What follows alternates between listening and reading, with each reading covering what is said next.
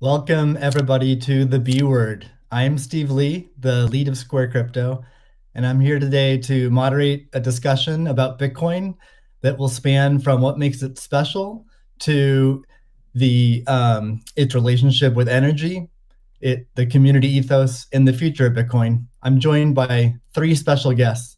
The first is Kathy Wood, founder, CEO, and CIO of ARK Invest. Next is Elon Musk, techno king of Tesla and chief engineer of SpaceX. And finally, Jack Dorsey, CEO of Square and CEO of Twitter. So we have a lot to talk about today. So let's get to the talk and get right to it.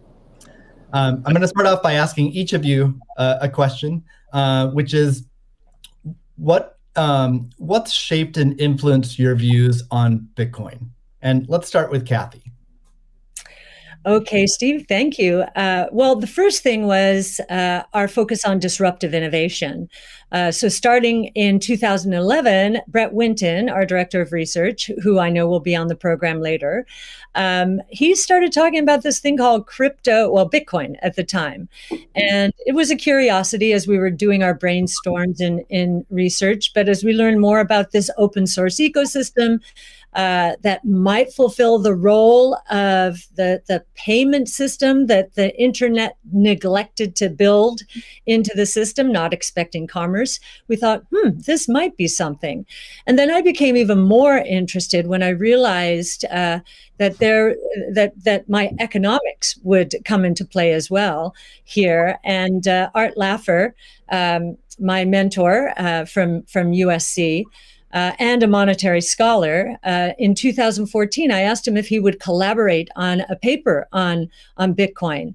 And he was a bit of a naysayer at first, but agreed to read the paper. He read the paper, tore it up, and from an economics point of view, really wanted to understand this. And he said, I think you got something here. This is a rules-based monetary system. I've been waiting for this for my entire career.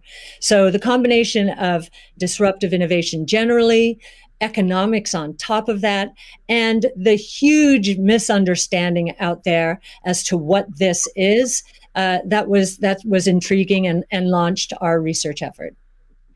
Thank you. Elon, what's influenced your views on Bitcoin? Well, I've thought about money for quite a while, obviously since the PayPal days. And then the companies that preceded that, X.com, which I created, and Confinity, which Peter Thiel, Max Levchin, Luke Howry, and others created. When we combined the companies and made PayPal. So I've been thinking about money for a long time. And really, I think it's best to think of money as an information system, primarily an information system for labor allocation.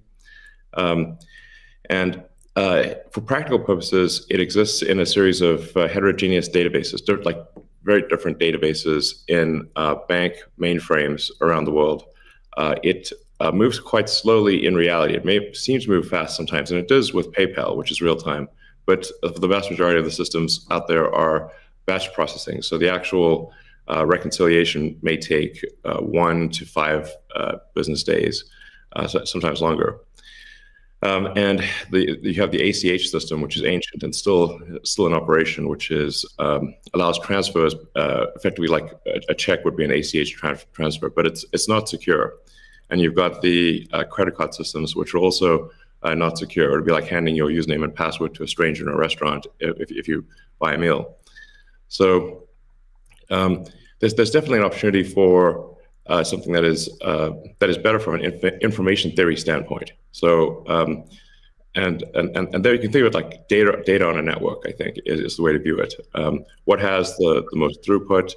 What has the least error? What drops the fewest packets? Fraud, for example, being a source of error.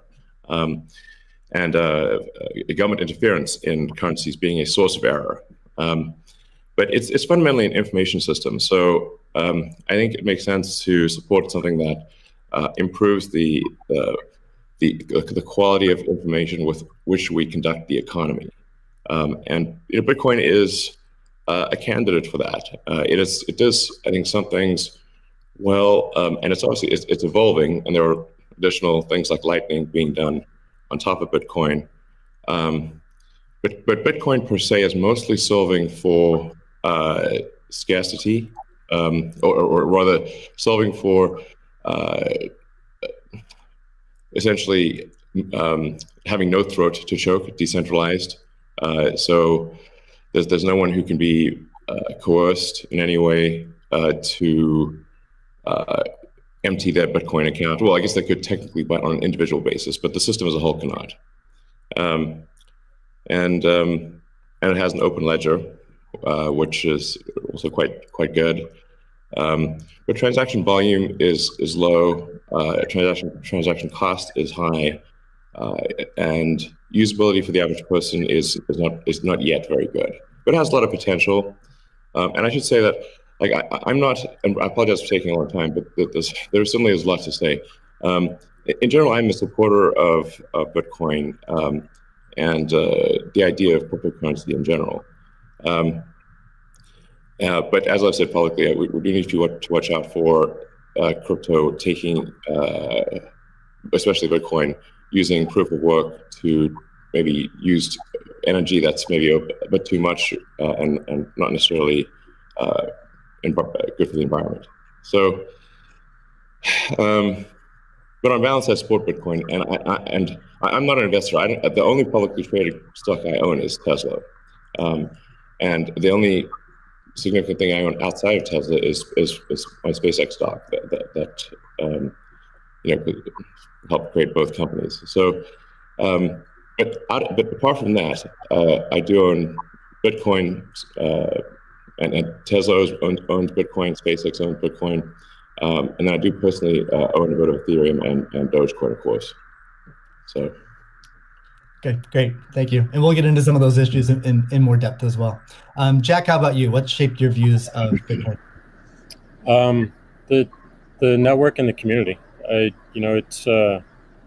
It's deeply principled. It's weird as hell. It's always evolving, and it just reminded me of the internet when I was a kid. And I encountered alt cypherpunks when I was fairly young, and this was a topic of discussion for years. I didn't touch it until 2008 when we started Square. Elon and teams at X and PayPal inspired a lot of what we were trying to do, trying to bring in more to a physical world. But we encountered this crazy predatory system that was slow, that was obtuse. And I think, one of the things that we tried to do, which X and PayPal also tried to do, is build an abstraction layer around this complication and around this predatory nature that the financial industry can tend to be, and make it work for people. But when I saw Bitcoin in 2009, you see a chance to replace the whole foundation. And everything that Elon was talking about in terms of ACH and the credit card networks were built with very different agendas in a very different time frame. And it's crazy that they still exist, and they have scaled, but they just are not relevant to today, and they're certainly not relevant to the future, especially when you consider the entire world and countries like Nigeria or Ghana or India, and its interconnection with countries like the United States and Canada and all over Europe. So what really drove my thinking and drives my passion around it is, like, if the internet gets a chance to get a native currency, what will that be? And to me, it's Bitcoin, because of those principles, because of that creation story, because of its resilience, because of the number of tests it's been. But what inspires me the most is just the community driving it. It just reminds me of the early internet. It's the only reason that I have a career, because I learned so much from people like who are building Bitcoin today, and I continue to learn in that sense, and I'm so grateful for it. So that's a good segue into the next question I'd like to ask you, Jack. Is you said before that Bitcoin changes everything. Can you speak more to that? Well, I just think that a lot of what we experience in life, when you really get down to the foundation, a lot of our monetary policies, a lot of our monetary systems cause so much distraction and so much cost. And when you get to a system where you have the potential for people to truly own it, they can verify it themselves. You don't have to have trust going in. You don't have to trust it at all. You can verify it through source code or whatever your appetite is, and that any particular person can help drive the future of it. And at the same time, it's not controlled by any state. It's not controlled by any bank. It's not controlled by any corporation. And these three parties of people who participate in the network, people who mine, and also the developers, constantly debating the correct roadmap and the way forward, is a beautiful thing. And I don't know of many other consensus-based models that have existed at that scale for this long with this amount of success. And we're still fairly early. So when, I met a woman in Ethiopia 2 years ago, and she was trying to create the lift for Ethiopia. Elon, I think I reached out to you at that time as well because she really wanted some Teslas. She still has to take paper fiat cash from her passengers and pay all of her drivers in the same way because there's no monetary system that she can utilize. There's nothing digital. And Africa as a continent is hugely interconnected from a monetary standpoint, but also hugely taxed in that same way. So a lot of the potential that I see, the internet having a native currency helps her build her business in a much faster way. And also, if you consider something like Bitcoin existing before YouTube, before Twitter, before Facebook, a lot of the business models that we have today would not be the same. We would certainly not have the dependency we have upon the advertising business model if Bitcoin existed pre-Twitter.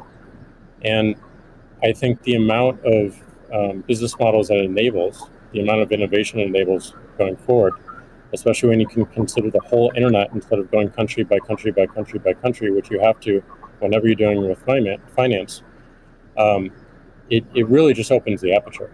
And that is what I want to see in my lifetime is a currency that is standard and sound for the internet that everyone can use. Great. A hallmark of Bitcoin is its fixed supply of 21 million coins. Elon referenced that earlier. It may be the first system that humans have created that humans cannot later change. Kathy, I'm curious, with your background in monetary history and macroeconomics, what are your thoughts on that type of system? Oh, well, I'll recount the story about Art Laffer and our going through the paper, and he said, as I said, first